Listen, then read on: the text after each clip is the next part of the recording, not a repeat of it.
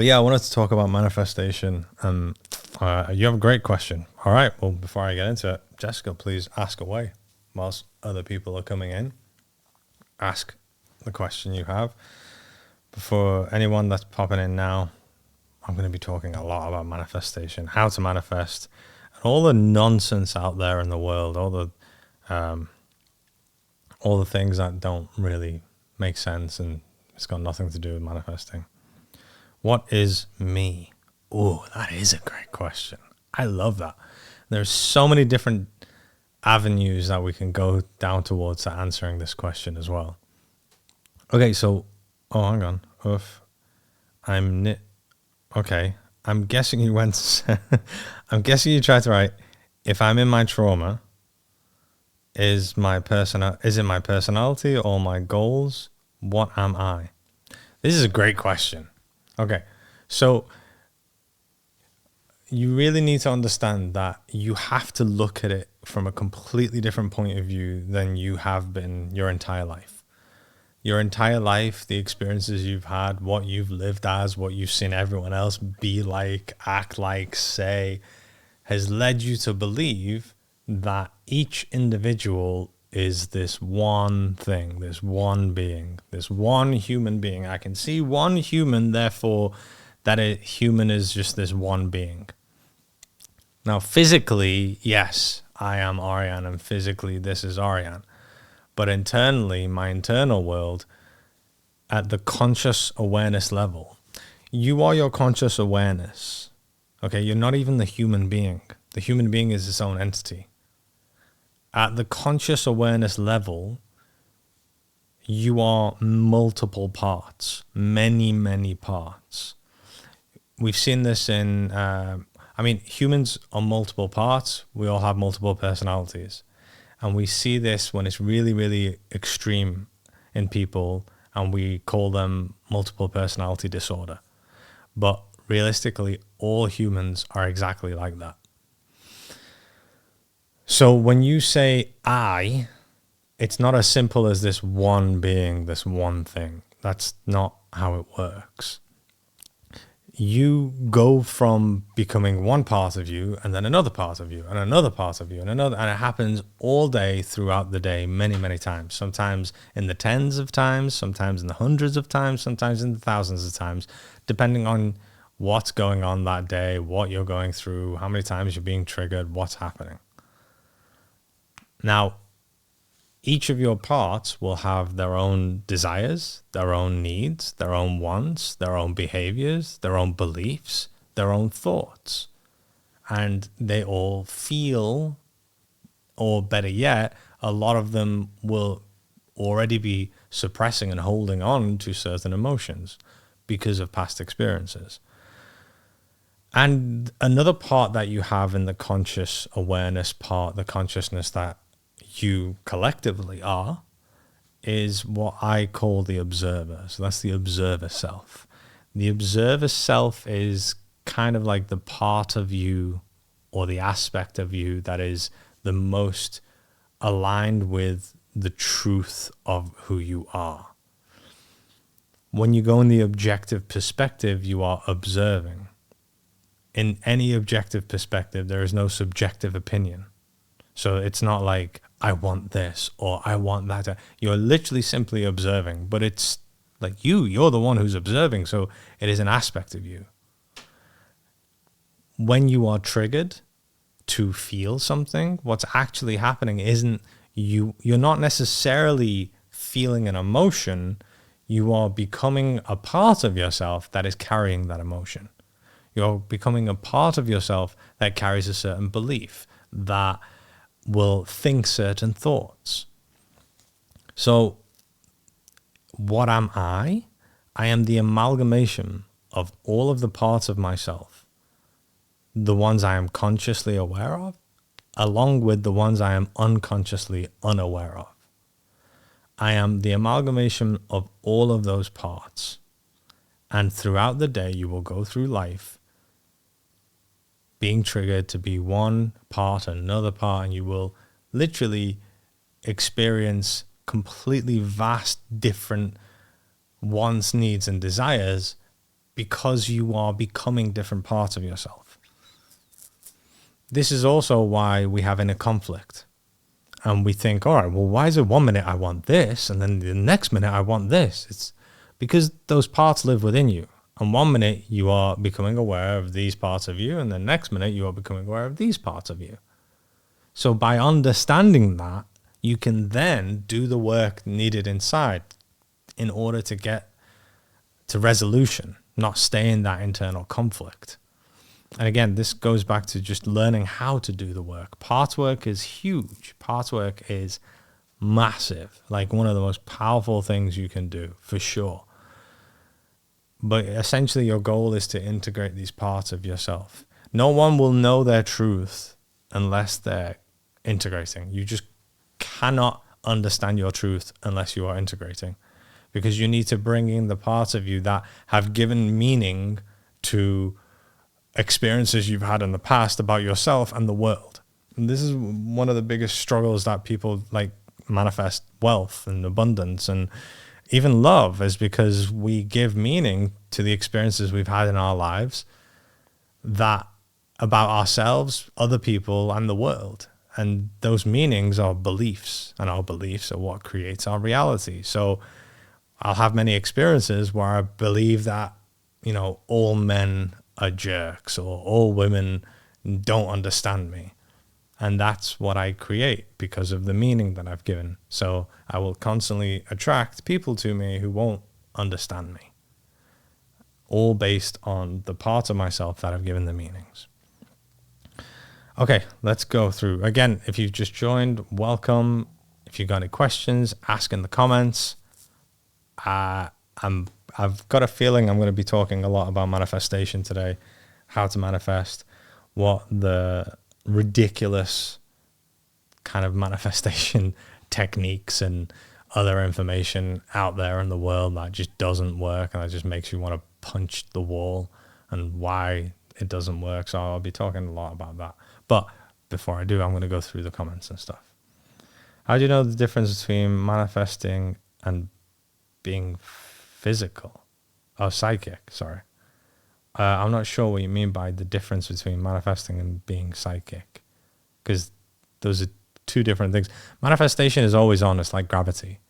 Like the reality that you see within yourself, the reality that you see around you is a continuous manifestation. It's not like, oh, I'm going to manifest now, but not now, but now and not now.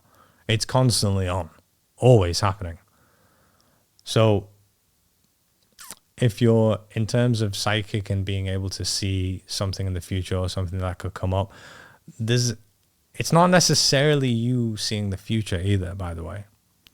In terms of being a psychic, if you look at it from the way that mechanically reality works, is you're becoming aware of a part of yourself that will hold a visual belief or knowing so strong, and you become so aware of that part of yourself that it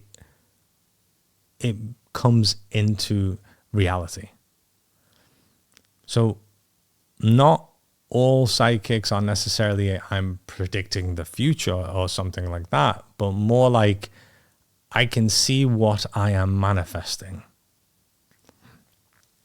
When you understand the mechanics of reality and creation, you see that everything is just a communication to you.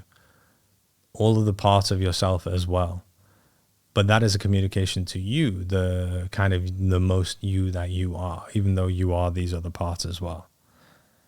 This is what happens with dreams as well. A lot of people have dreams that come true. But again, your dreams are your being's way of communicating to you of other parts of yourself. And these other parts are you, so they also have the ability to create the reality that you're experiencing. So you're not necessarily seeing the future, you're seeing what is being manifested. Sometimes it's unavoidable, sometimes it's avoidable. It really depends on the circumstance and so many other things as well. Hello, everyone. Big love, bro. Thank you very much. Big love back to you. I appreciate it. This is philosophy on a scale most don't understand. Yes, really, really is. And these are the kind of conversations that I love doing. I've actually just posted a story on my Instagram asking you guys to tag whoever you think I should do a podcast with. I've got a podcast myself, but I don't really have a co-host. So I'm looking for a co-host.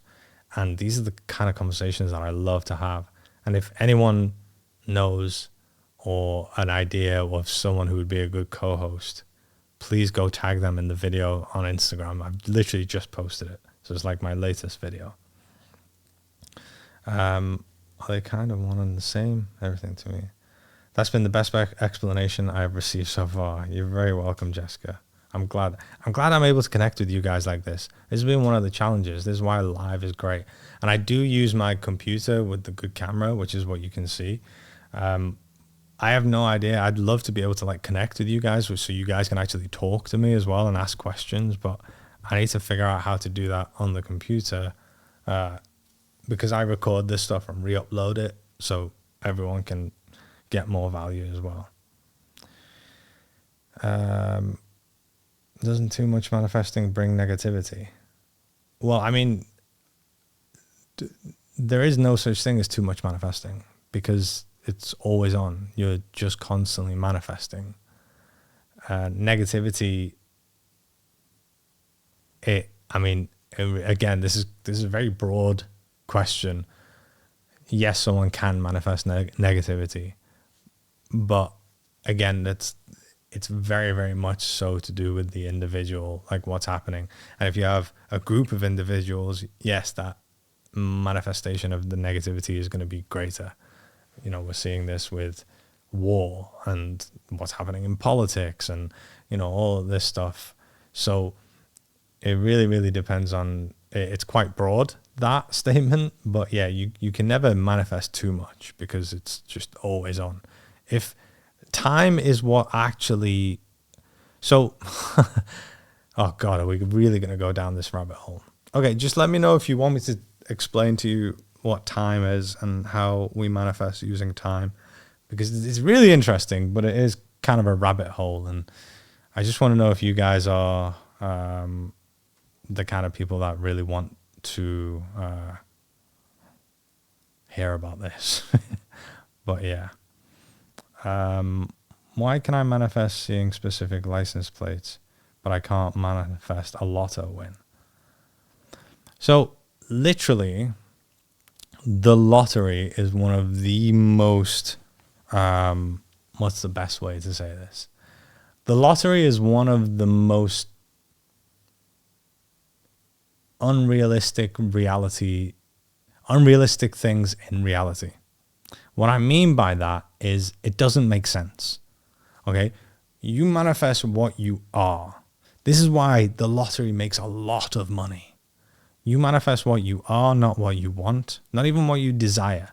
What you desire is okay. Desire in itself is fine. And through your desire, you become the version of yourself that has what you want. Because that new version of yourself is who you now are. If you were wealthy, abundant, rich, however you want to label it, would you be playing the lottery? How many millionaires do you know that play the lottery? Literally none of them. How many billionaires do you know that play the lottery? None of them. Because that's who they are. The people that play the lottery are the ones that kind of go, all right, I just want this like quick win here. And to be the version of yourself that can manifest that wealth, you really got to get out of the mentality of the quick win. You need to build resilience in life. And I don't mean grind yourself into the ground and kill yourself. But you need a completely different frame of mind of how reality works and what's going on. If you're trying to manifest a lottery win, it's because you're trying to manifest a quick fix. And that's not going to happen, because a quick fix is a denial of the current situation, or better yet, the current reality that you're in. And if I'm just kind of denying the current reality that I'm in, I'm not able to see the parts of myself that have played a role in me arriving in the reality that I'm in right now. And I need to give those parts of myself attention. I have to become aware of them, along with growing and becoming into the version of myself I want to be. That's why the quick fixes don't work when it comes to manifesting. And that's why you hardly ever see people winning the lottery. And that's why more often than not, the people that do win the lottery lose it like 2, 3, 4 years after they've won it. Because their manifested reality then goes back to who they are being. So it's mostly about who you are, not necessarily what you want. And that's why I teach what I teach. That's why I have my inner awareness framework. You know, my inner awareness framework is presented out into the world of like you changing your mindset, healing, understanding the parts of yourself, being able to evolve as a conscious awareness in a super, super fast way. But realistically, at the core of it, the inner awareness framework that I put out there is for you to be able to become conscious and aware of the parts of yourself that you are unaware of, which is playing the biggest roles in creating the reality that you are in today. And by resolving them through integration, that resolution, then your reality will start to shift and change, because those parts of you are not giving energy to the manifested reality that you find yourself to be in now. So the inner awareness framework is actually a huge driver for you to be able to create and manifest the love, the abundance, the wealth, the health, anything you want, because it all starts within. And unless you know how you work and how to go within and how to integrate these parts of you, then you're not going to be able to change your manifested reality. I'm going to keep going. But before I do need a drink. Are you Akinator? I don't know what Akinator is, but sure. Maybe you can elaborate. Explain to me what Akinator is. Do you teach, coach someone how to detach from a partner for 30 years? I do indeed, yes. I'm doing it.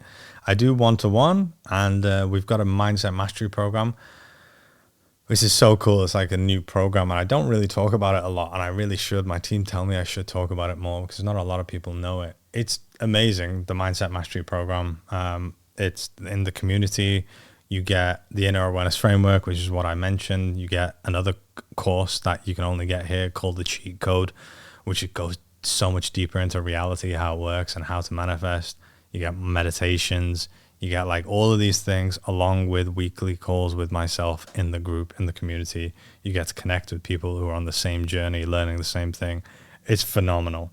And in all of that, you learn so many different things, whether it's growing your own business and you want to get into that mindset, learning how to make money doing what you love, but also relationship, detachment, healing, understanding what's actually going on inside, why you're struggling to move on, how to move on. So it covers a huge variety of different things. So if you're interested, click the link in my bio, go to, I think it's the first option, which is the inner awareness framework. Schedule a call with one of the members of the team, and you'll, get on the program, because it's literally changed so many people's lives, and it's what I love to do. I love this. I love connecting with people. So yeah, definitely.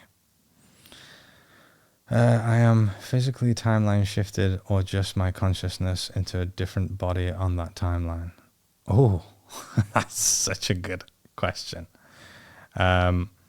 So no, essentially you're not physically necessarily shifting, but at the same time you kind of are. So it's not, no, you're not physically shifting, but your physical body will be affected because your consciousness is shifting. And as it shifts from, like, let's say from this timeline to this timeline, you have many in between as well. And it's like a steady shift. It's not, we say about jumping, yes, but that jump requires you to go through all of these timelines. And in that kind of like timeline shift in the middle part, you are going through different stages in your body. For us, it just feels like, oh, my body's changing because that's what is happening. So energy is released. This is why ego death is the way that it is as well. It's like physically your body's changing. You're going from one state to another. So you are kind of doing both. But think of it more like your consciousness is going from A to B, and A to B has the different versions of your body to then get to B. It's not just one and the other, and you're going through all of those versions. Because for us here, it has to seem realistic in the terms of 3D realistic. So that's a big part of it. You and Bentimo Masoro. I don't know who that is. I should really write this down.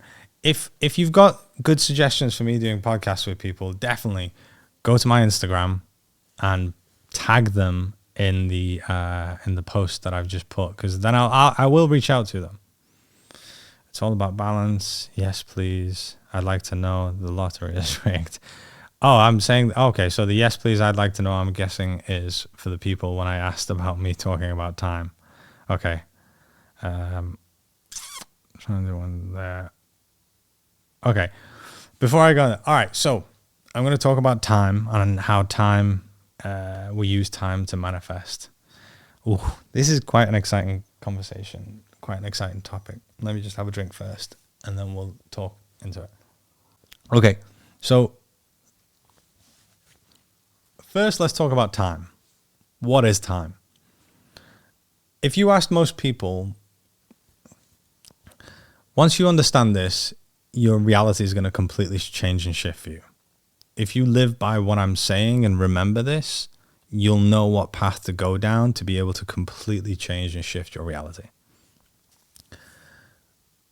What is time? When most people talk about time, they think about the time ticking. All right, it's 1 o'clock, 2 o'clock, 3 o'clock.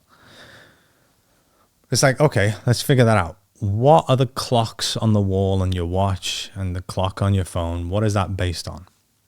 It's not actually based on time. It's based on the motion of the earth. When the earth spins once, that's 24 hours. When the earth goes, even days and months, when the earth goes around the sun once, we call that a year. But it's like, okay, if we were to go really, really far down and go like literally time, there are seconds. There is 60 seconds in a minute, 60 minutes in an hour. Like, where does that come from? That's not from time.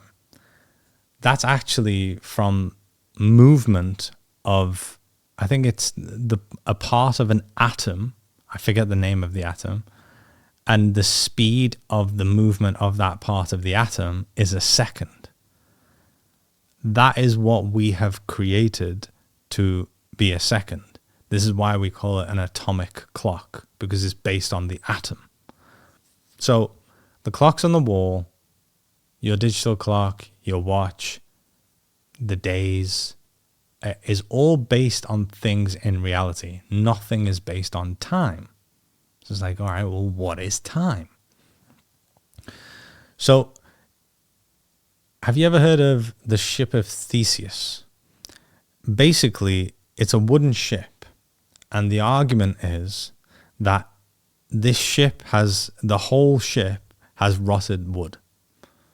The wood is rotted. So if you replace all of the wood on that ship, will it then be the ship of Theseus? And essentially the answer is yes and no. And this is where it really, really relates to time. If we think about the past and the future and the future don't exist. There is only the now. There is only this moment. And we're thinking, all right, what does that even mean? Like, everyone keeps saying there's now, there's this moment. What does that mean? The past and future, any reference you would have to the past would be a thought. I'm thinking about what happened. I'm catastrophizing about, I'm concerned and scared and remembering about the stuff that happened. And if I ever, have any reference to the future, it's the same thing. It's a thought. I'm catastrophizing. I'm concerning. I'm even if it's like something positive, I'm excited about the future. It's still a thought. If I simply don't have those thoughts, then the past and future do not exist. If I never think about the past and never think about the future, they simply don't exist. Because whenever I arrive at any time that I would call the future, it would be now, the new present moment. And this goes back to the ship of Theseus. If I was to replace all of the wood on the ship, would that be the same ship? So I'm not actually growing. Time isn't linear. I am not going from this moment to a moment in the future. I'm not arriving in the future. The now is changing. Just like the ship of Theseus, if I change all the wood, it becomes a new version of that ship. And we know that our cells change completely every 7 years. So this hand here, this isn't the same hand that I had when I was 7 years old, or when I was born, or even 10 years ago. It's changed, just like the ship. The cells have changed. I'm not growing older. I'm continuously changing. The now is continuously changing. If you think of it as like, those old school cinema projector screens, not the screens, the projectors themselves, where you've got one projector light and then you've got the film going through like that. That's what reality essentially is. Reality is you, the conscious awareness, experiencing the now, and then the realities going through. Now, that means you are going through the realities, and you're going through billions of times a second. So you are the projector light, let's say, experiencing and looking, whilst realities, you're going through these realities, constantly going. Time is what is pushing you through those realities. So time is how I can go from one new now moment to the next new now moment. And it's happening billions of times a second. If you ever if you ever watched Avengers, Doctor Strange does that kind of like portal thing, and then he goes through a different part in space-time, let's say. Think of that, but as realities, yeah? And you're constantly going through them. So sometimes he walks through, and sometimes he puts the portal through him and he doesn't move. Think of that happening billions of times a second, and the portal is the size of the universe. That is what's happening. That movement of you going through realities happens with time. This is why we call it space-time. So time is not linear. It's not 1 o'clock, 2 o'clock, 3 o'clock, 4 o'clock. Time is what we use to go through realities. And if time was to stop, then we would stop going through realities and everything would just pause, because we're in that reality. And this is why billions of times a second, because me doing this right now is billions and billions and billions and billions of realities that we're going through as I'm just doing this right now.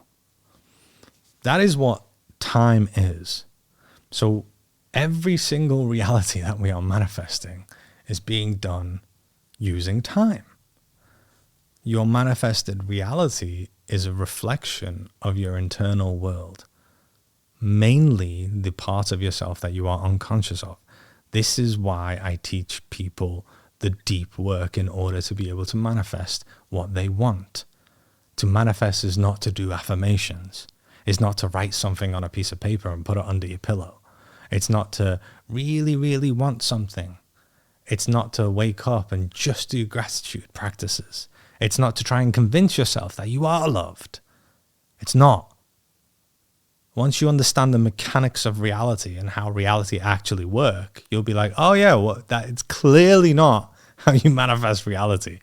The way you manifest reality is by doing the deep work, by understanding that there are parts of me that feel like I'm not good enough and who play the biggest role in creating the realities that I'm going through by using time. So these parts of me are like, no, we need to go over here where we'll reflect how we are not good enough. Because that's what my belief is, and my belief is the main steerer of the realities that I'm experiencing. So by understanding that and changing the belief, and the only way that you can change the belief is by doing the deep work. You cannot try and convince yourself something you don't believe in. That's not how you change a belief. You get to the way you change your belief is you get to the core of that belief, as well as, and getting to that core of the belief, you understand the story that you've told. So you then resolve that story, and at the same time start telling a different story. But you're not invalidating any part of yourself. You're not trying to convince yourself something you don't believe in. You're simply resolving and creating something new, which is how you manifest the realities that you do, is you resolve and create something new. But that requires you to fully understand yourself. That's why when someone comes to me and goes, I just want to manifest, like, what do I do? It's like, dude, I like, the shortest answer is learn how to integrate.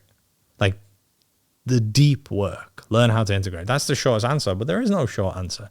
And if you're watching YouTube videos of like how to manifest a specific partner and how to manifest abundance, and like these things are not like, oh yeah, I'm just going to do this and that's going to happen. Because let's say if you focus on something and abundance comes in, you're going to lose it again. Because there are so many parts of you that are like, no, this isn't the reality that aligns with my beliefs, like what I really want or think that we deserve or anything.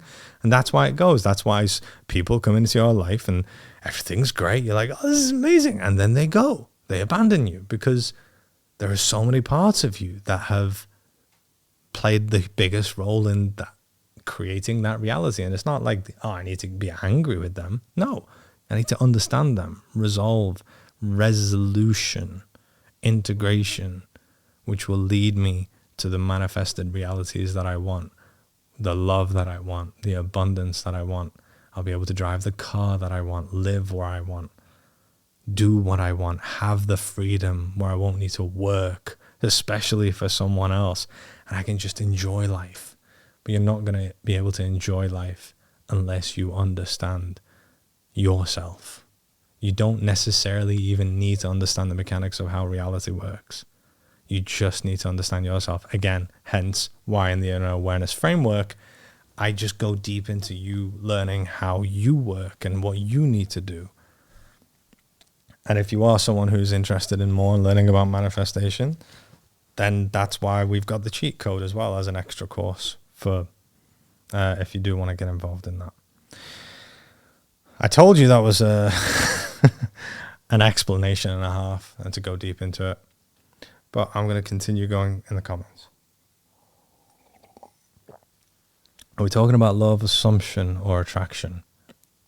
So when I talk about manifestation and reality, I do approach it in a slightly different way than like talking about one law or another. Law of assumption, yeah, sure. But if you think about it, law of assumption is just a form and a way of programming. It's a way of trust. I've actually just put out the most valuable YouTube video I have, and it's about learning how to manifest faster with surrender. And I go deep into what surrender is. Recently in my life, I kind of just got like the full lesson of surrender, and it's like the most fascinating thing ever. And in that, I talk deep into trust, joy, why these spiritual teachers are always saying you've got to enjoy it, you've got to trust and everything. And it's all, again, the mechanics of how reality manifests. Assumption is the same thing. If I keep assuming, then I'm trusting. And if I'm trusting, I'm in a very different kind of vibration and frequency, and how my manifested reality will come to me will be completely different. So that's why I don't really talk about law of attraction or law of assumption or everything. They're just kind of ways of describing how to be mechanically so your reality will manifest in a specific way. But I always approach it as explaining it like that, so so you're not just feeling like, okay, I just need to assume, like, great, I'm being told to do something and I don't really understand why I'm doing it. So I always go from that approach. Are we in heaven, bro? Yes, you are. This idea that heaven is a thing, that a place that you go to after this life, is exactly that. It's an idea. It's a story. Before you came into this reality, this is your heaven. This is your desire. When we're here, yeah, it's heavy. I get it. I was in really dark places myself. I know. Trust me, I do. But as messed up as it can be, once you get to the true understanding of why we're here, like, it answers all of the questions of like, yeah, but why is that allowed? And why would that happen? And why would this person do this and this? And it all makes sense. And just because it makes sense doesn't mean it's okay. But this is the heaven. And this is why I always say, I present it as like the game of life. Because you're essentially, realistically, you're in a game. It's just, this game is so advanced that it means a lot to you. And that's normal. It's meant to be. Because you have the ability to give any meaning to anything in reality. That's the beauty of life. The beauty of this game, of this whole thing, is that you have the ability to give meaning to everything. And those meanings are your beliefs. And those beliefs are what you manifest into reality. So yeah, we really, really are. Think of it like this. You're a soul outside of this 3D reality looking in going, I want to go down there. And I want to experience things that I cannot experience right now. Because that's what life is. It's experience.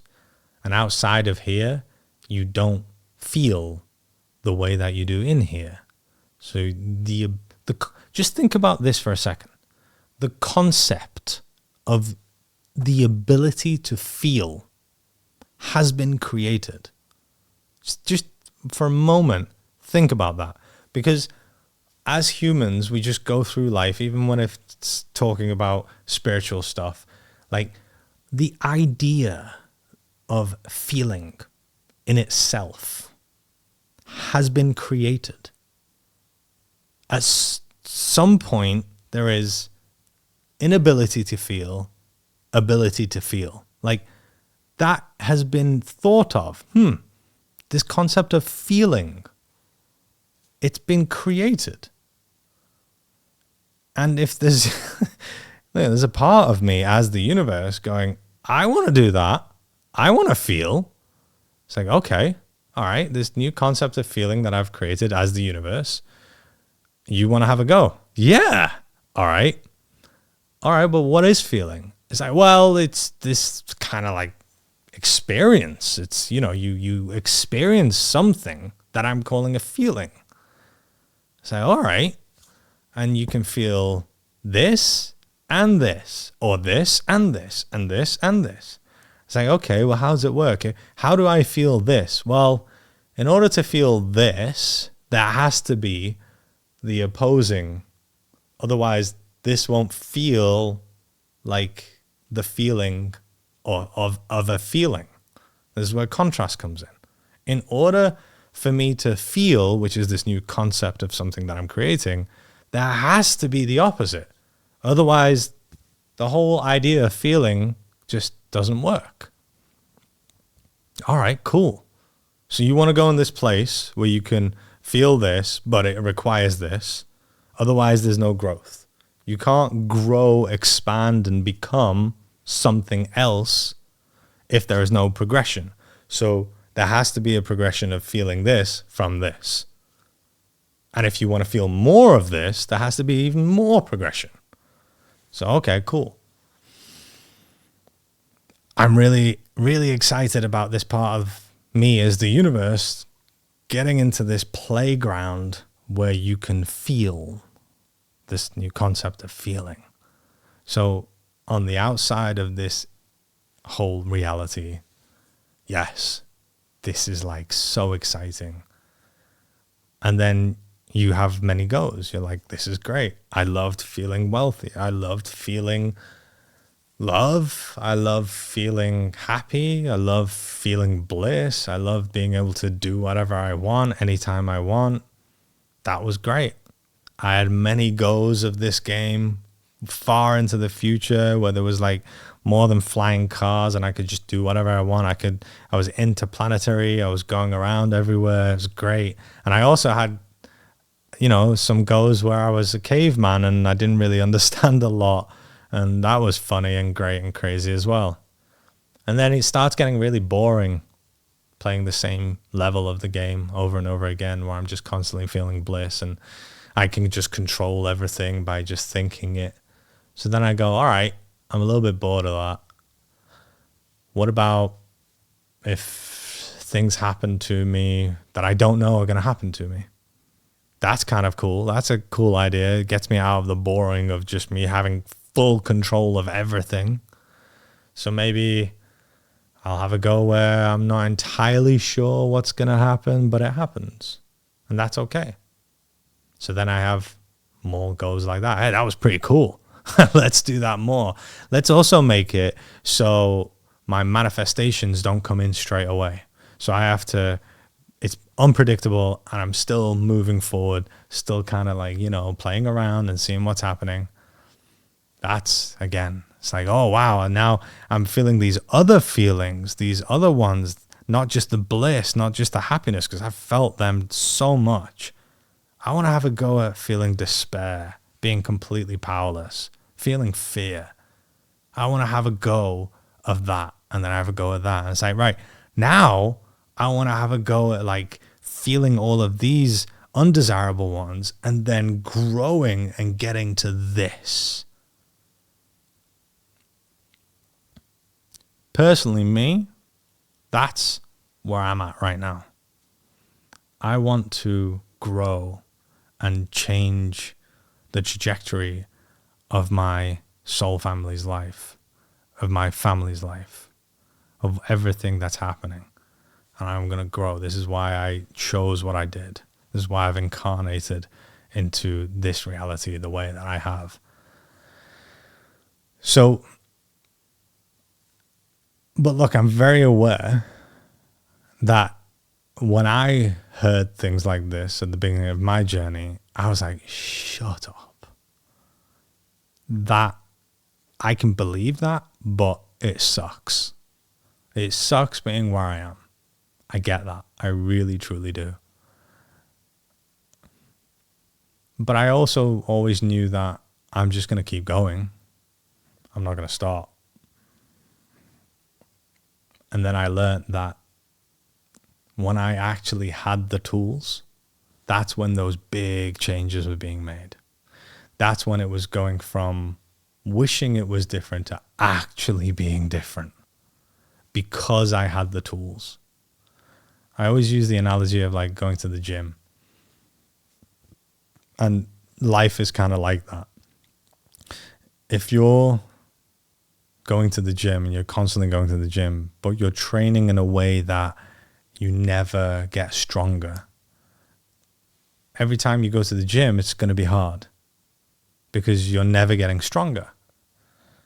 But by simply changing your tactics, the way that you go to the gym, going to the gym and the experience of the gym is going to be very different.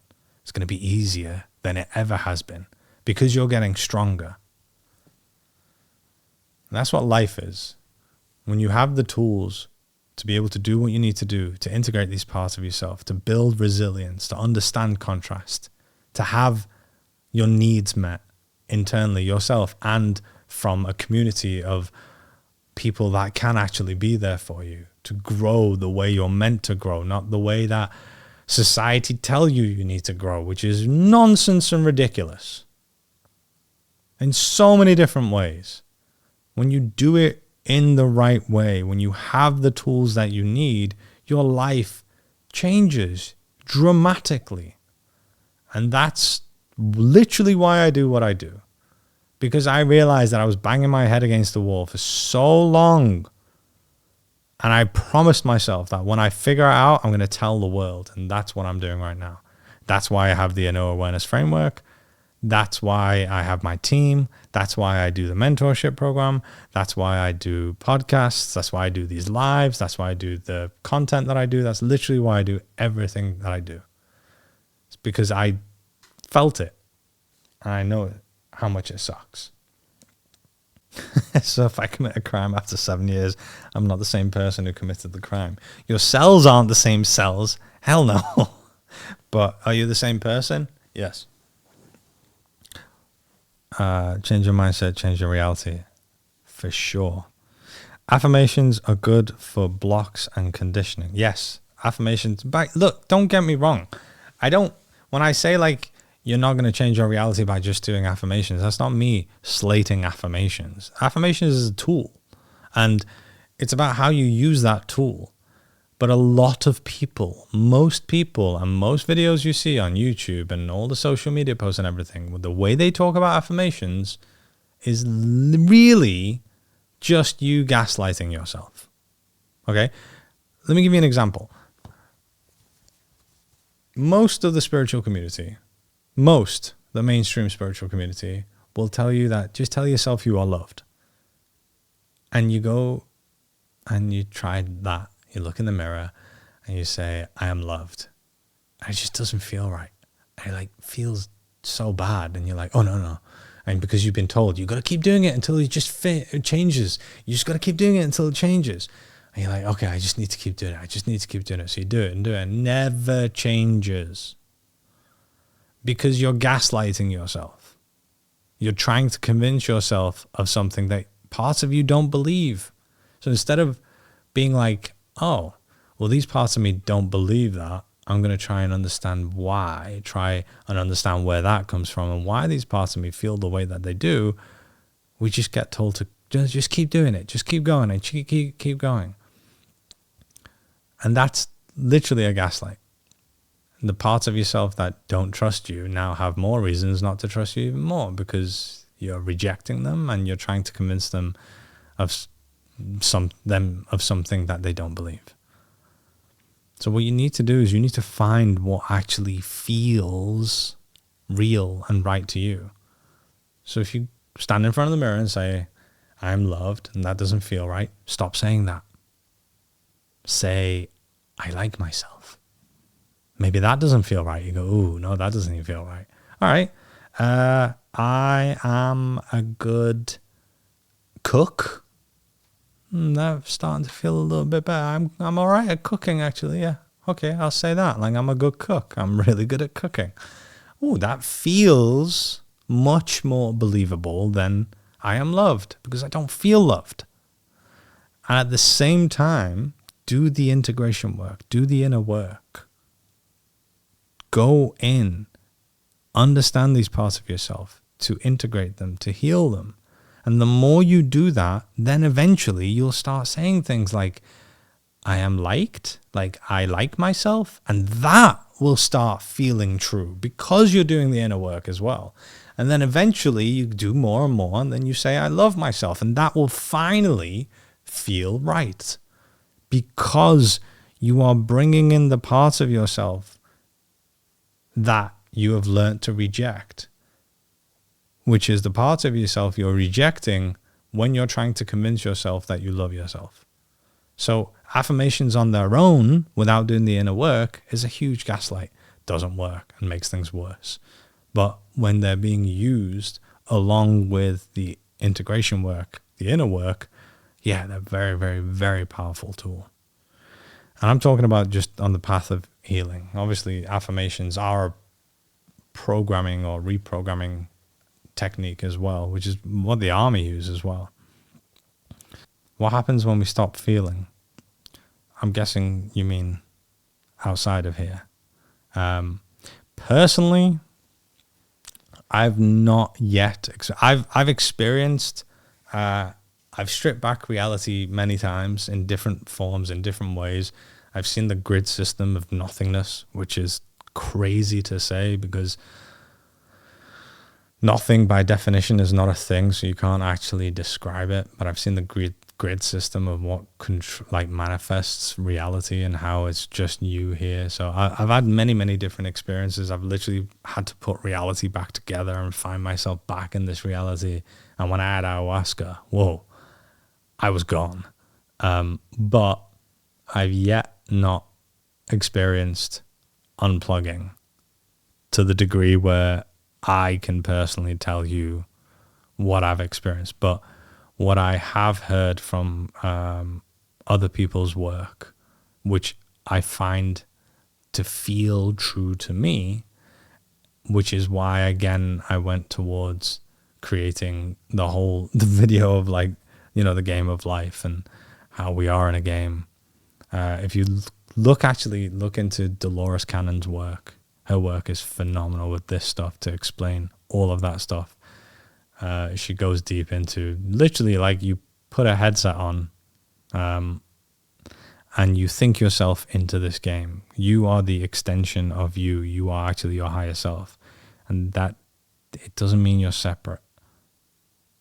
If you are you here, just like my fingernail is the extension of me, the fingernail is still me. You are the extension of your higher self. And you've thought yourself into the game and you're experiencing this game. So when you stop feeling, you're unplugging. Think of it as like a game where you would plug into a game. You're unplugging from that game. You go back to being the higher aspect of your higher self. I can see an ant on the camera. You guys might see an ant walking past the screen. That would be hilarious.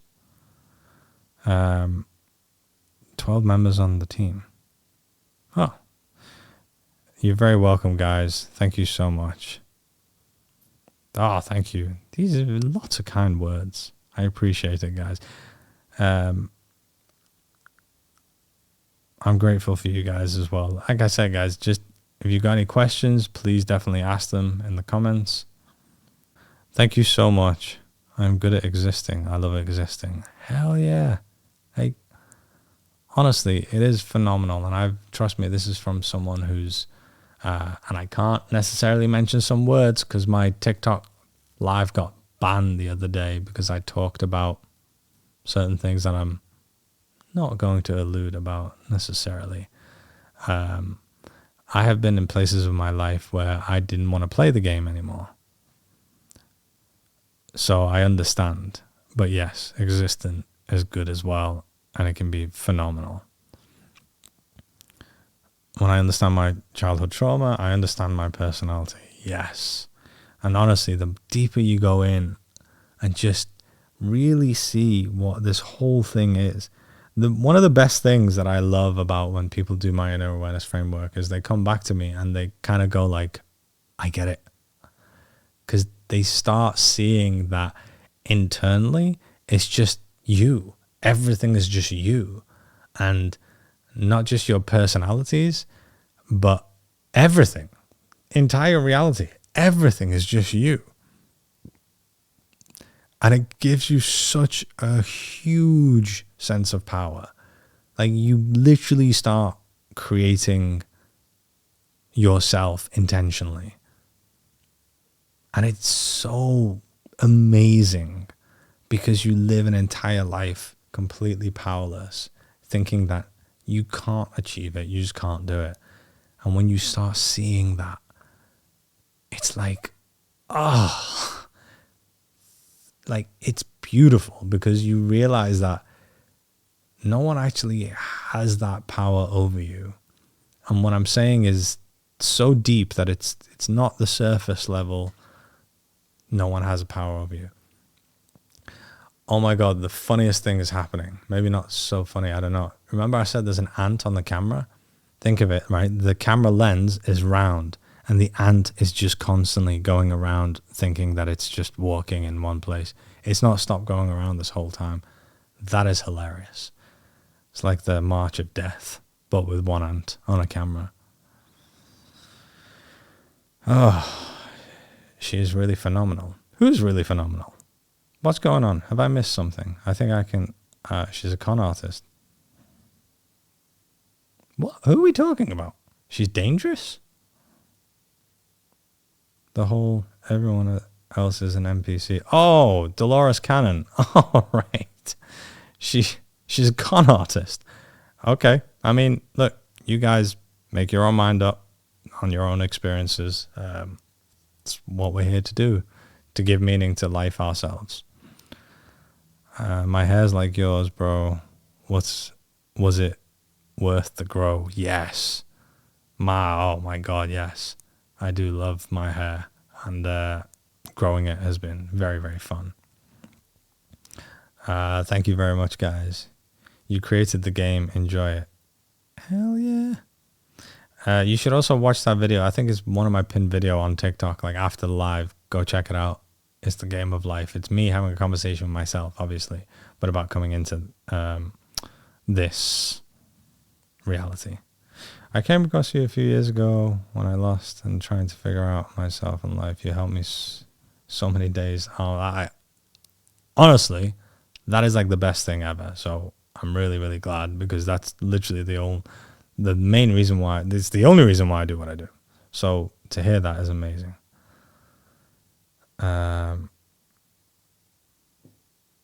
It's you and only you. I've needed to hear someone speak on a deeper level. I can't remember my last real conversation. Oh, I feel that. That is why I've created the community. Like, seriously, when I was on this journey, I was exactly like that. And I actually pulled away from my entire family because it was that toxic, that dangerous, that it was just bad. But the reason why part of the program I've created the community is so people can have what I didn't have, and which is connecting with other people, having deep conversations. In the community, we also do like these breakout rooms, so you actually get to really connect with people, not just listen to Arian talk. But the changes I've seen in people just from the simple concept of just having a community and doing breakout rooms. Oh my God, it's insane. And people are like reaching out to each other, even when I'm not there, just connecting. It's phenomenal. It truly, truly is. And most people are trying to grow and learning the same thing anyway. So it's just phenomenal. It really, truly is. But hell yeah, deep conversations. Like I simply just don't converse in the way of like small talk or anything anymore. I just don't. I like, and if someone does, I'm just like, no, like I really don't. I just can't do it. So I feel that. I'm there, just tower moment after tower moment, but I'm still here seeing everything unfold for sure. It was about Dolores Cannon. Yeah, I thought as much. Yeah. Like I said, look, I'm one person. I have my own views and meanings in life. Everyone has their own. My job is to empower people. And I don't do that by telling people what to believe or, you know, I don't even tell anyone what to do. I just educate people, teach you how you work, how to go within and find your own truth. That's how I empower people. What happened there? Hang on, give me 1 sec. My monitor turned off. I need to turn it back on. I got my dogs here with me as well. Do you want to come and say hi? Do you want to come and say hi? Okay. Your videos awaken me, by the way. Amazing. That's the... Can you hush up, please? Amazing. That's literally the point of them. And I'm glad they did. And I'm really, really glad. Honestly, I don't know if you've watched my latest YouTube video about surrender. That one will really speed up your awakening because it just gives you the mechanics of reality in such a cool way that, honestly, I'm very fascinated by this stuff. So when I get these downloads and I'm like putting the dots together and I understand it all, I'm like, oh my God. And I really, really try and put it out there as fast as possible. Hi. Do you want to say hi to everyone? Okay. Okay. So you have not to say about what I said about Dolores Cannon, the whole NPC belief. I mean, is there a question in that? But like I said, what I have to say is, you know, we all have our own meanings and beliefs. In terms of the NPC stuff, when you strip back reality and see the nothingness that is here and it's only you, and then you learn that you're actually playing in co-op mode with many, many people. And then you learn that what you're actually here to experience. You see that there's a lot of props, let's say, or a lot of parts of reality that is there to give you the experience. You see that your whole experience and everything, there are things to essentially help you with that experience, including humans, including animals, including plant life, whatever that is. And when you also learn the growth of a conscious awareness, having different experiences is different things, whether that is plants, whether that's rock, whether that's the earth, whether that's animals, specific animals, insects, birds, whatever it is, working all the way up to a human, you see the structure of it all. And it's not a million miles away to see like, oh, there are NPCs, there are people that are not really playing the game. But because the game is so advanced that if I was to interact with an NPC, then they would no longer be an NPC. They're in that moment, in that reality that I go into, they would become someone with a complete and utter backstory, someone that is actually playing in this game as well. And even though we do have free will, there is still a path.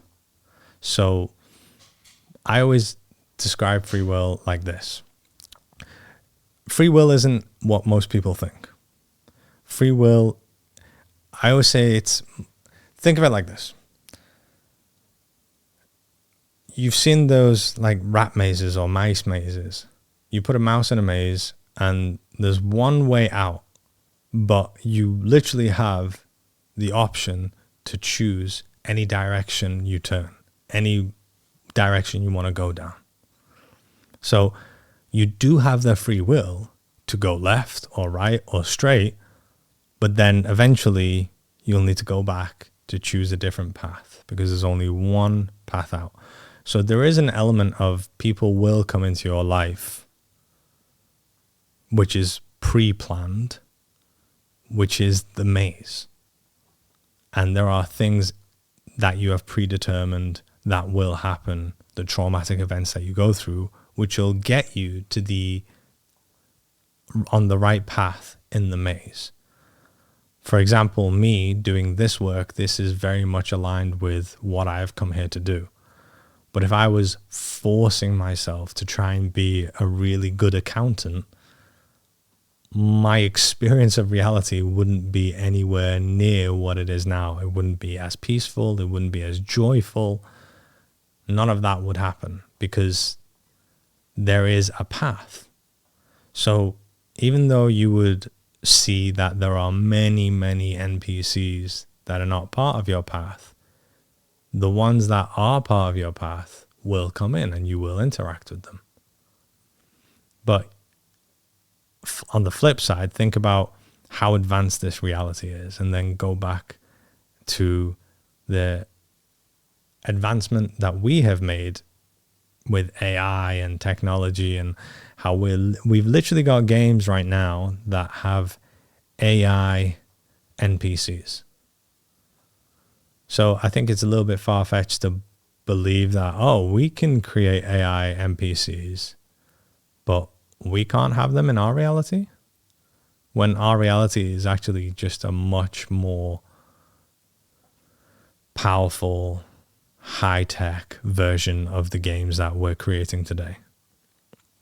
So I hope that addressed your question. Love your content. I had to translate a lot of it to meet my BPD. Yeah, I'm really, really glad. I will follow your content. Amazing. Great to hear it. Love to join the community. Where is it? Just click the link in my bio. If you want access, so the community has loads of content. There's loads of resources in the community that you will only get in the community. But if you want access to the program, where you'll have like those weekly calls with myself and the community, you need to join the Mindset Mastery program, which you'll find on the first link. So hang on, let me show you. And everyone that is curious and wants to know as well, I'm going to show you all. So if I go, so this is my links page. I don't know if you can see it. I say I'm showing you, and then you have two options here. It's that top option there. It says break through your limiting beliefs to manifest wealth and live abundantly using my proven inner awareness framework.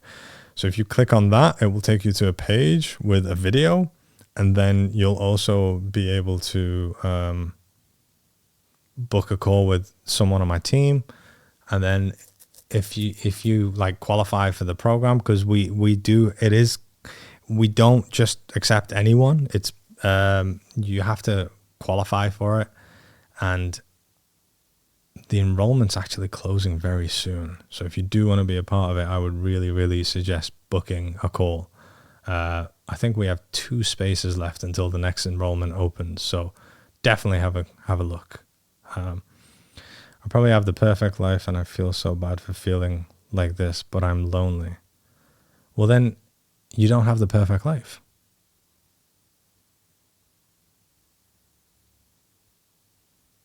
Your life isn't the things that you have.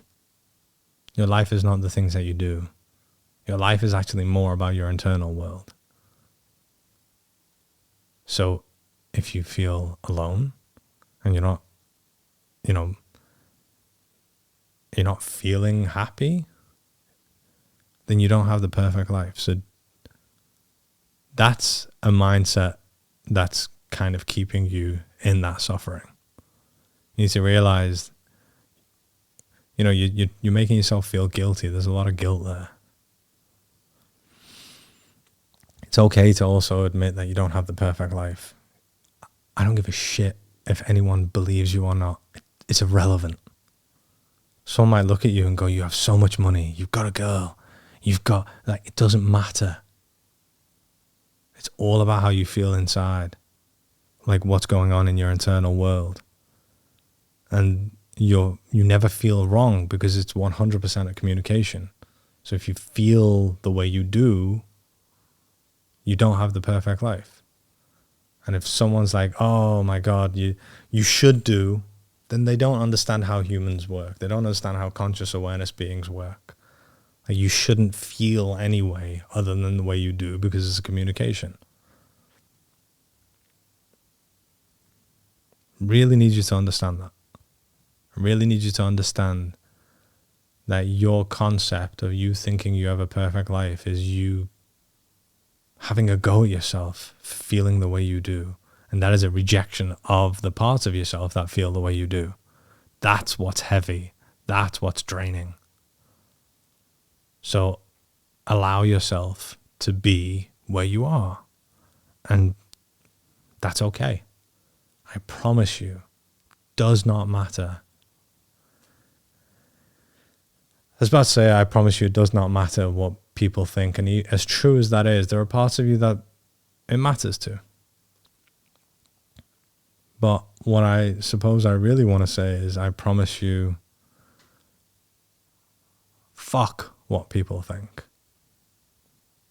It's literally the way you're going to get through it. And this goes to everyone listening to me right now. Fuck what people think. Like, you can get to that place in your life. It is phenomenal. Phenomenal. Fuck what people think. But it requires you, again, to do the work, to understand the parts of yourself that care what people think. And that's normal. It's not wrong to care what people think. Don't get me wrong. This is the time in my life where I really couldn't care what most people think. But that doesn't mean that I don't care what my partner thinks or my, son thinks. It's not the concept of trying to detach from care of what people think. It's understanding that people are going to project their own shit onto you, because that's how we work as humans. They're going to think what they think. You can either spend your time trying to change that and worry about it, which none of that will work. You cannot change someone's internal world. Me being a healer, I don't heal anyone. I guide them into healing themselves. I guide them into changing themselves. So if you are putting any energy to trying to make someone change, it's wasted energy. It's not going to work. You can focus that energy onto yourself, however that looks. Whether it's doing the inner work, whether it's building on what you're trying to create, whether it's going for a walk, showing yourself some love, whatever it is.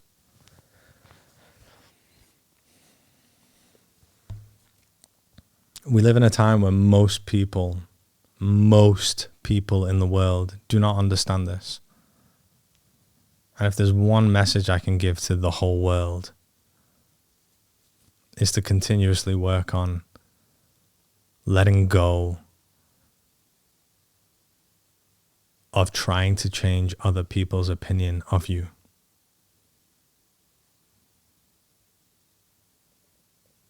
That is going to change your reality so much if you're able to do that more and more. The more you do that, the more your reality will change so much that you won't believe it. I nearly closed the whole thing. Not the stream, just my phone. Community is important. So much of this work can feel isolating. That's different. That's definitely where I am. Yeah, for sure. Please join the community. Like, seriously do. I cannot tell you how beneficial it has been for everyone that has been part of the community. Like, go watch the testimonials, the case studies from the links in the page. Like, it's insane. And everyone that keeps joining says the same thing. And there are huge changes happening. And I also have moderators. I also have other people that I'm training up to do this work that you can connect with and everything. Like, the breakout rooms is phenomenal. Please come and join. Like, if you're part of the program, that's even going to be like 1,000 times more better. Like, it's so important. Thoughts on seeing a potential in others that's not there. It really depends on what that means. Like, there's two paths. Is it the potential of what I want them to be so I can get something? Or is it I can see the person that they're becoming? Because if it's what I want them to be, it doesn't necessarily mean that they are on a journey of being. And that's where it gets really sticky and troublesome. Because if I'm stuck on waiting for this possibility of them becoming this version of themselves that I want them to be, they'll never be it. But if it's I can see them working and becoming the version of themselves that I can see to the core who they are, that they're really becoming, that's very different. And if it's a partner or someone that you want to get with, or someone you've been struggling to stay in a relationship with, and if really be honest with yourself, like be dead true to yourself. Am I just trying to see the potential of this person becoming who I want them to be, because that would mean that I will get what I want? Be really, really truthful and honest with yourself. Because if that's the case, you're going down a path that's not going to align with your truth and your value. If you truly thought of yourself like you are good enough to be able to get what you want, like, you wouldn't wait around. You wouldn't try to kind of wait for someone who might change. It's very different to seeing someone who is evolving and seeing their potential. But that doesn't mean I'm going to wait till this point in the future, which is the new now moment, in the future, to then be happy. Like, what's wrong? Why can't you be happy now? What's so bad about that? What's so wrong about being happy now? And that's why you need to be honest about. Hi host, please go on the New Testament journey before you go to hell. To the hell journey. I'm alright, thanks. I love your content, man. Whole new perspective. I'm very, very glad. Thank you so much. I've seen past souls. Do you believe life after death? Yeah, I mean, it really depends on what you mean by that. But yes. I don't know if you've been in since the beginning, but we have talked about this. But yes, I do.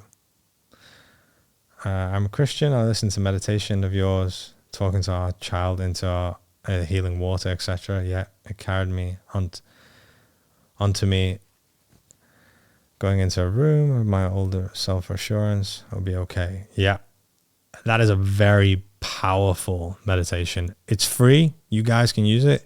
Go on YouTube, search Arian Samui, Inner Child Healing. There's a meditation.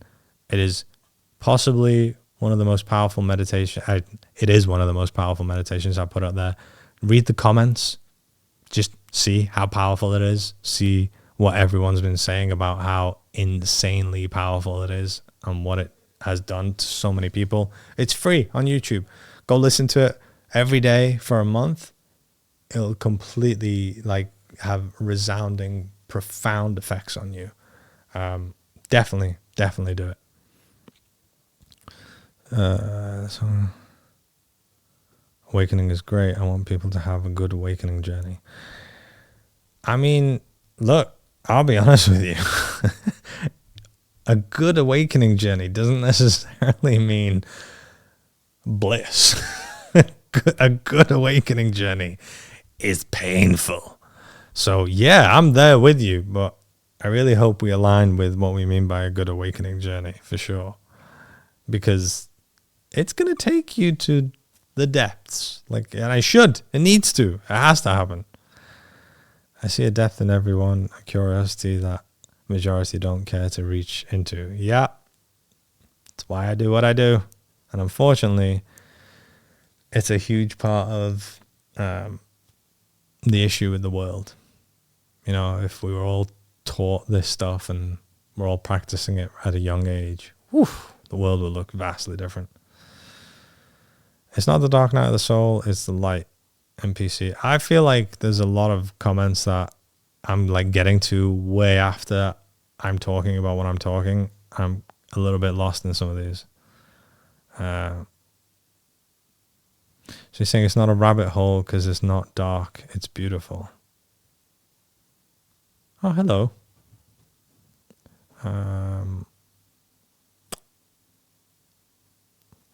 Isn't it better to believe that those props are also you living in your own reality. NPC beliefs is dangerous. This is another thing as well. When you say like NPC beliefs is dangerous, there are many people that I personally know, and myself as well, that would align with that belief. And it's not necessarily dangerous. Like, that's something I would disagree with you there. Isn't it better to believe that those props are also you living in your own reality? You're only living in your own reality.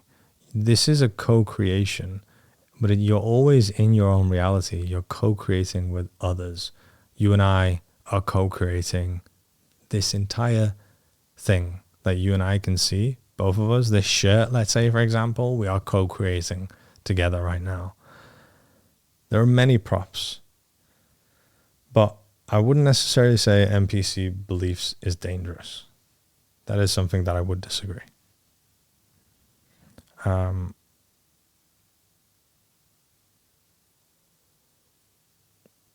But they are all playing. I think, again, I think I'm just arriving at these conversations later than what I've actually talked about. Mindset Mastery Program on the first link. Yes, it is. It's the first link. I'll also I'll add to the website, and I'll add Mindset Mastery Program. Yeah, definitely. If you're qualified, I'd love that. Definitely. I'd love to like actually physically speak to you guys as well. Thank you for your lives. Do you have any recommendations when feeling anxious or overwhelmed? Yes, I do. I have many recommendations about feeling anxious and being overwhelmed. So what I'm going to do is I'm going to explain to you what anxiety is. Now, anxiety itself is a physical sensation. We've got a little bit of time. I'm going to have to go very soon. Anxiety itself is a physical sensation. You're always going to have a physical sensation of emotions. Like, for example, if I'm in fear, I'm going to feel that in a specific way. That's a physical sensation. Same with guilt, apathy, despair, all the others, even joy. Like, that is a sensation that I'm feeling. Anxiety is a physical sensation, but anxiety itself is not an emotion. So if you have anxiety, what do we usually do? We try and get rid of it. We try and push it away. We try and do anything that I need to get rid of it. And, you know, I don't blame you. Like, it sucks for sure. But your goal is to actually understand it. And if you sit with it, allow it to be there and go towards it instead of trying to get rid of it, you'll eventually become aware of an emotion under the sensation of anxiety. Whether that's anger, whether it's fear, whether it's despair, whatever it is. Now, if you're at a stage where you're like, look, that sounds horrible. I would never do that. I'm not in the position to be able to do that on my own. I do have a YouTube video. Just search in YouTube, Arian Samui, then what is anxiety? Or anxiety. I think the video that I've got is called What is Anxiety and How to Release It.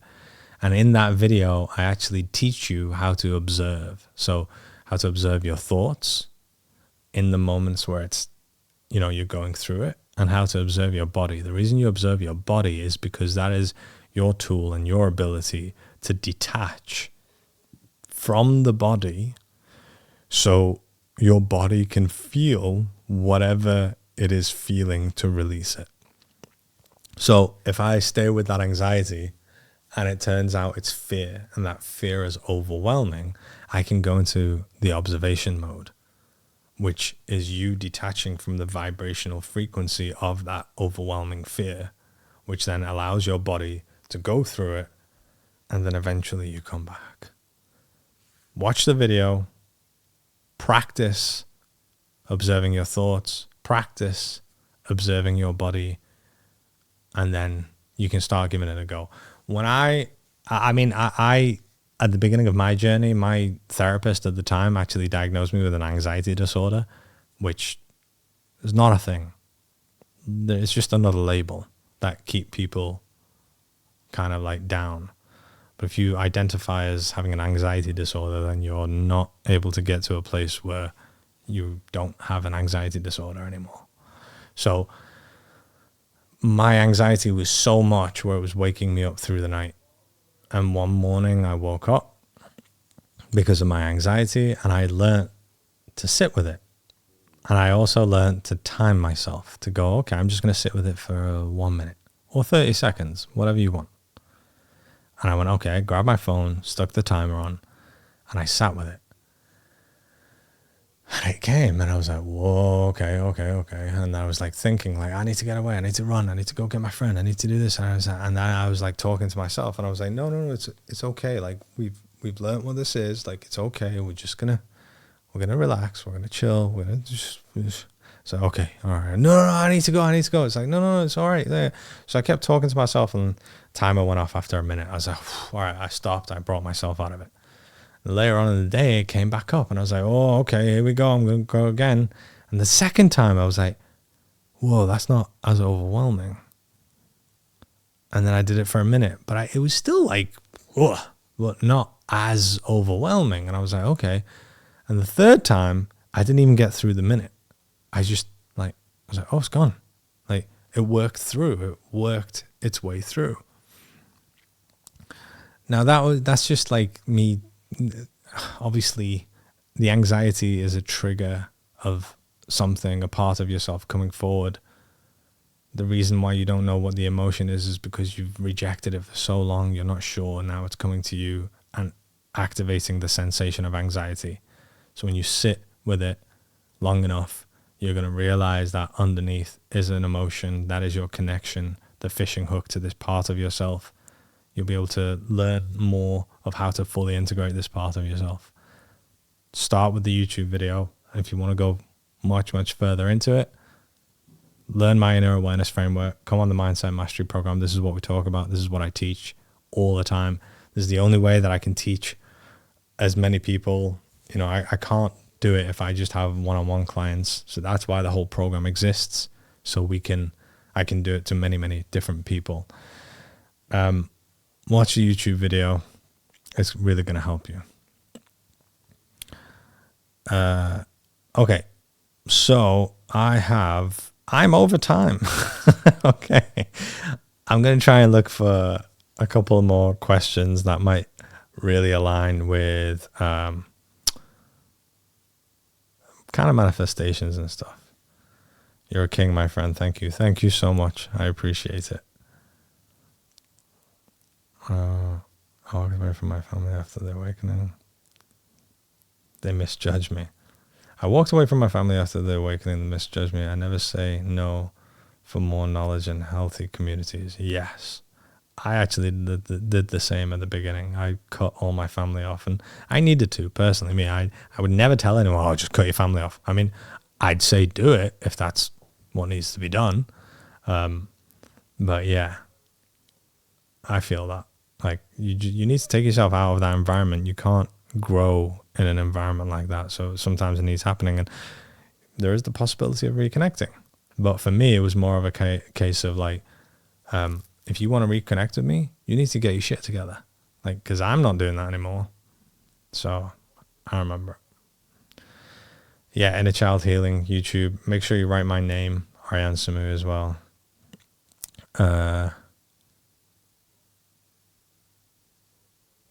What advice would you give when attempting to build community connection but keep hitting walls? It really depends on what you mean by keep hitting walls, but I suppose the broad advice that I can give, because it is quite a broad kind of like, it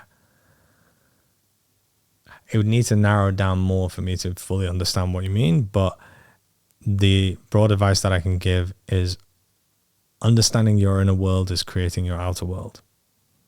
So if you keep hitting walls, like if the same thing keeps repeating, you need to understand that internally.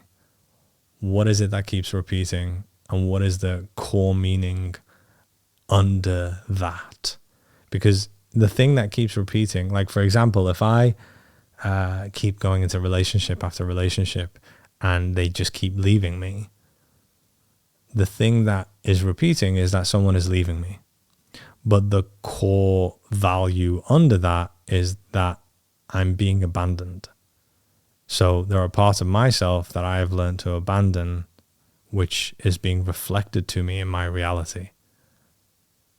So look at it from that point of view, to go in saying, what is it that's happening? Like, what is the struggle? What's happening? And it could be a number of things. Like, you got to realize as well, like everything that you try and build and create in reality is an extension of you. Like if I put the videos that I put out that you guys watch are extensions of me. This live here is an extension of me. There are 54 people on this live right now. That is an extension of me. So if I was to go, okay, I'm going to put on an event, let's say, a retreat, whatever it is, that is an extension of me. And if the reality that I'm creating, people are not coming to that, then that is the underlining kind of value, like the core value of that is that I'm not good enough for people to come to. There is a belief that I am not enough for people to believe what I have to say, to be seen, to be heard, to be a leader. I can't be a leader.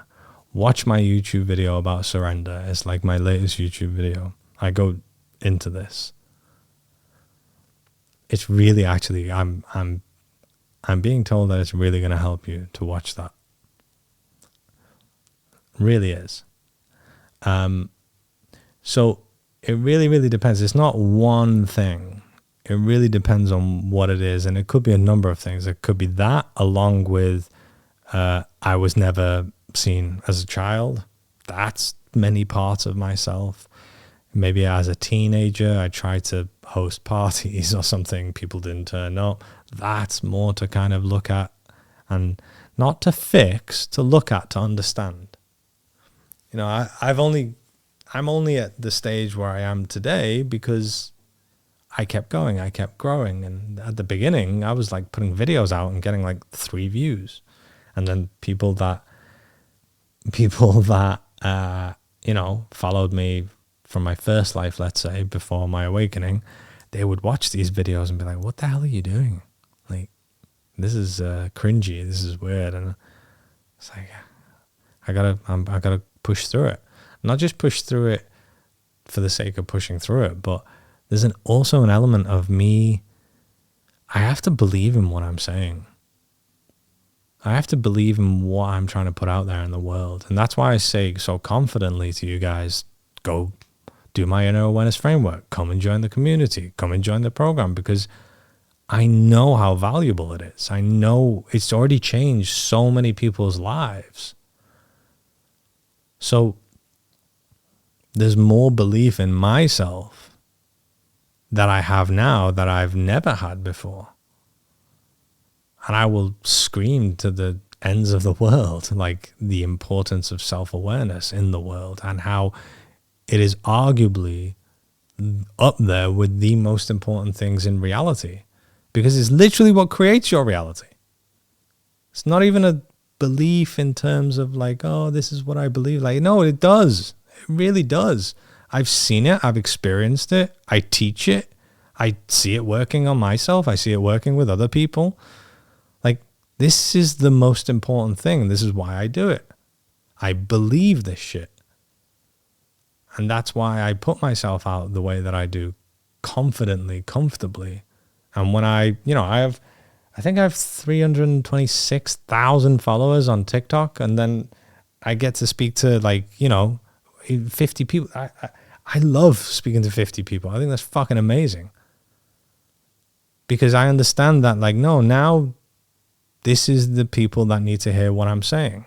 So I don't let like these numbers and things like really take a hit to me to be like, I'm like, no, this is the work. This is what I do. So what I used to do is see that I had 3 views, 13 views, and I used to make that mean that I'm not good enough, that I'm not able to, that I can't do it.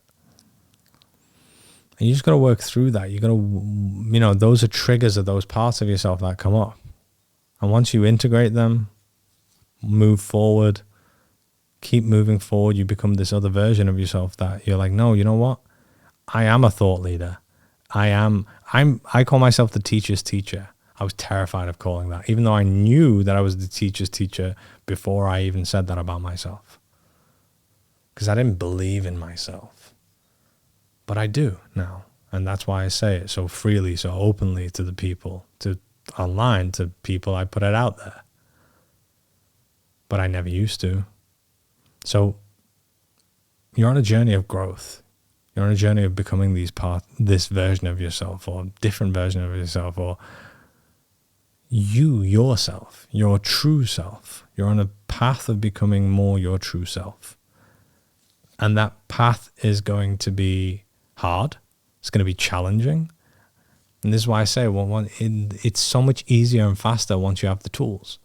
Once you know what a trigger is and what your feeling system is and what your emotions are and what a belief is and how to change a belief and how reality is constantly a feedback to you, what integration is, how to understand that feedback, how to do parts work.